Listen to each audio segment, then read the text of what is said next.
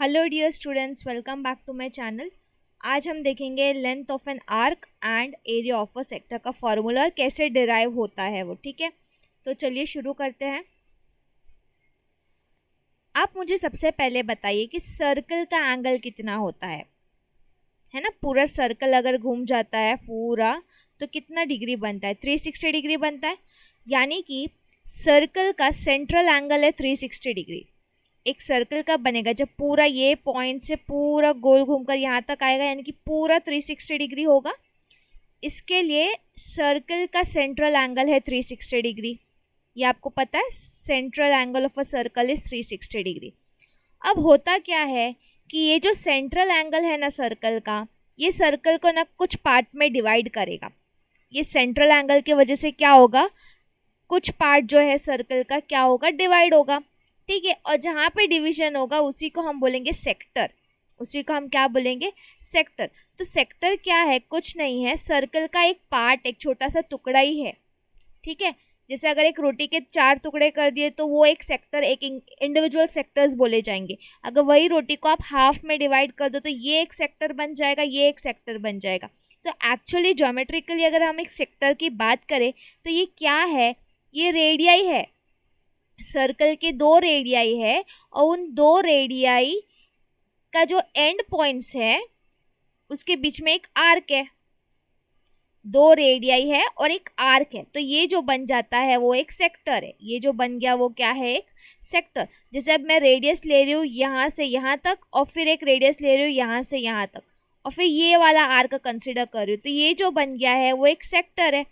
तो सेक्टर कुछ नहीं है, सिर्फ 2 रेडियाई है और उन दोनों रेडियाई के बीच में जो एरिया होगा, ठीक है, एरिया और एक आर्क से लिमिटेड रहेगा। ठीक है, 2 साइड से तो रेडियाई रहेगा और एक साइड से क्या रहेगा? आर्क। ठीक है, तो वो बन जाता है sector of a circle, right. So what is a sector? अब आप बता पाओगे what is a sector?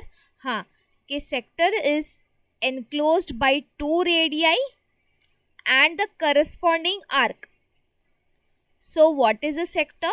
Sector is a part enclosed by 2 radii and by the arc drawn by joining the end points of the radii. Radii का and points join करके जो arc बनता है और 2 रेडियाई होते हैं उनके बीच का जो एरिया पोर्शन जो होगा उसे हम बोलेंगे सेक्टर।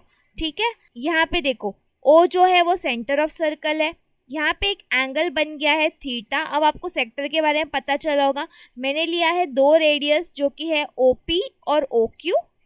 ठीक है, और ये OP और Q, P और Q को ज्वाइन करने वाला आर्क कौन है? PMQ। ठीक है, तो इसके वजह से ये जो रीजन है वो एक सेक्टर बन जाता है। उसका रिवर्स दूसरा ये वाला रीजन जो है वो भी एक सेक्टर है, क्योंकि यहाँ पे भी देखिए आप, रेडियस जो है वो OP है, OQ है और P और Q को ज्वाइन करने वाला आर्क देखो कौन है? बड़ा वाला आर्क यहाँ से यहाँ तक, वो है आर्क PBQ। तो ये रीजन भी क्या हो गया? एक सेक्टर हो गया। तो इसके वजह से, सेंट्रल एंगल की वजह से आपका जो सर्कल है वो 2 रीजन्स में डिवाइड हो गया है ना। 2 रीजन्स में डिवाइड हो गया। यहाँ पे माइनर आर्क कौन है? जैसे आप समझ लो एक बैंगल है और बैंगल जब टूटती है तब उसके कैसे छोटे छोटे ऐसे टुकड़े हो सकते हैं, राइट? ऐसे ऐसे पार्ट्स हो जाते हैं ना, तो वो आर्क है। वो क्या है? उनको हम क्या बोलेंगे? आर्क। तो यहाँ पे माइनर आर्क मतलब छोटा आर्क कौन दिख रहा है आपको? PBQ जो है वो इतना बड़ा है, राइट? PBQ जो आर्क है वो है माइनर आर्क, या PMQ जो है वो माइनर आर्क है? ऑफ कोर्स आर्क PMQ जो है वो क्या है? Minor arc. तो मेजर आर्क कौन है?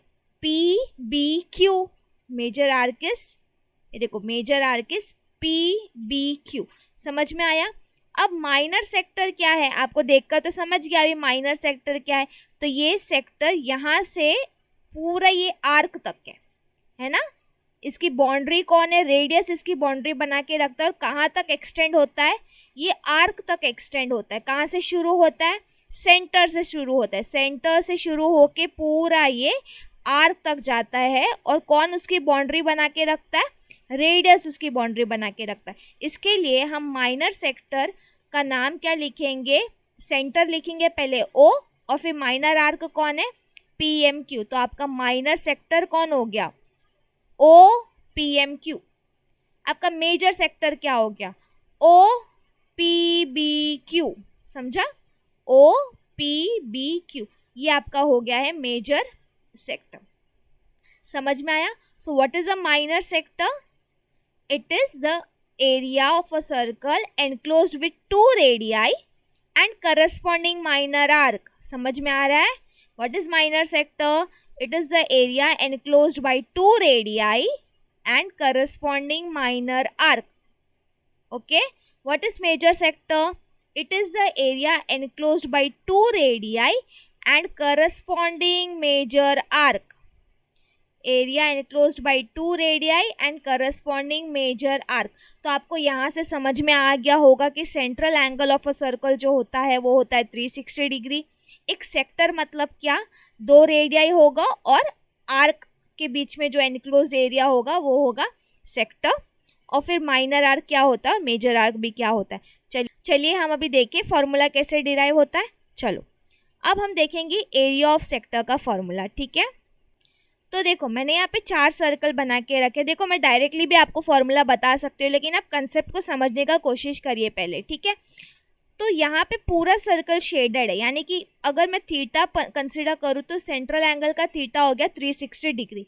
हमें एरिया ऑफ सर्कल भी पता है, वो होता है पाई आर स्क्वायर। ठीक है, अब यहाँ पे अगर हम बात करें तो यहाँ पे शेडेड रीजन आधा सर्कल है ना, आधा सर्कल है, मतलब 360 नहीं है। यहाँ पे एंगल जो बन गया है वो 180 डिग्री है। तो इसका एरिया क्या होगा? शेडेड रीजन का एरिया पाई आर स्क्वायर का आधा है ना, क्योंकि ये आधा सर्कल है तो half into pi r square हो गया इसका एरिया, बराबर। चलो इसी सर्कल को जब हम 4 पार्ट्स में डिवाइड कर देते हैं तो हर एक एंगल जो सेंट्रल एंगल बनेगा 90 डिग्री होगा। इतना तो समझ में आया, जैसे एक पार्ट है तो वो 90 डिग्री होगा ऑब्वियसली ना। 360 का 4 डिवाइड बाई 4 करोगे तो 90 डिग्री आएगा। तो इसका एरिया क्या होगा? ये जो 4 पार्ट्स है उसमें का 1 पार्ट अगर मैं कंसिडर करूँ, देखो ये वाला पार्ट, तो इसका एरिया क्या होगा? क्या करना है? 1/4 इंटू पाई आर स्क्वायर, या पाई आर स्क्वायर डिवाइड बाई 4 कर दो, है ना, क्योंकि 1/4 है ना, ये 1/4 पार्ट है। आपको तो हाफ एंड क्वार्टर वगैरह सब पता होता है, right? So 1/4 part of pi r square. अभी अगर मैं कंसिडर करूँ थीटा जो है वो 60 डिग्री है, क्योंकि देखो ये 60, ये 60, 60, 60, 60 पूरा मिला के 360 हो जाएगा। मैंने एक ही एंगल लिया जो कि है 60 डिग्री, तो इसका एरिया क्या होगा? वो हो जाएगा 1/6 पाई आर स्क्वायर। ये कैसे पता चला मुझे कि ये हाफ पाई आर स्क्वायर है? देखो ये तो आपको देख के समझ में, लॉजिकली समझ में आ जाता है। ये भी 4 पार्ट में डिवाइडेड है तो पाई आर स्क्वायर का 1/4 करेंगे तो हमको ये वाला सेक्टर का एरिया मिल जाएगा।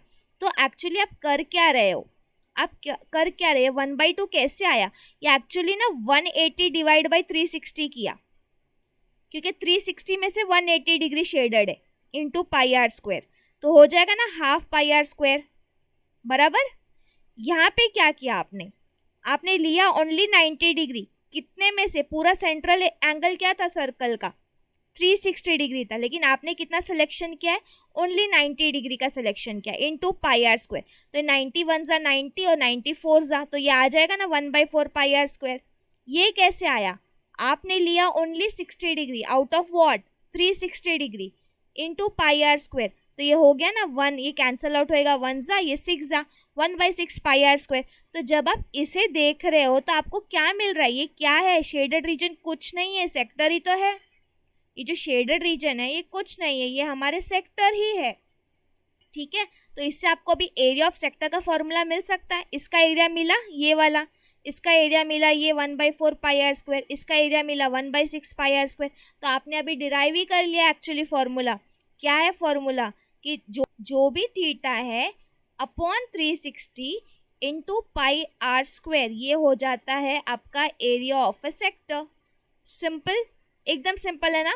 जितना भी थीटा दिया है आपको 45, 60, 90, 120 डिग्री अपॉन 360, क्योंकि पूरा सेंट्रल एंगल होता है 360, तो पूरे 360 में से हम 120 डिग्री सेलेक्ट कर रहे हैं या 60 डिग्री सेलेक्ट कर रहे हैं, इसके लिए हम लिखेंगे theta upon 360 into pi r square. ठीक है, इंटू पाई आर स्क्वायर, यानी कि area of a sector is equal to theta upon 360 degree into pi r square. चलिए अब हम देखते हैं length of the arc.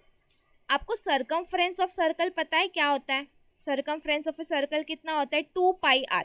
Circumference मतलब जो गोल सा पार्ट बनता है वो, राइट, एक रिंग जैसा या एक बैंगल जैसा, that is what is the circumference. ठीक है, तो जब मैं थीटा 360 डिग्री ले रही हूँ, पूरा सर्कल ले रही हूँ, तो जो सरकमफ्रेंस होगा वो 2πr होगा। ओके, ठीक है।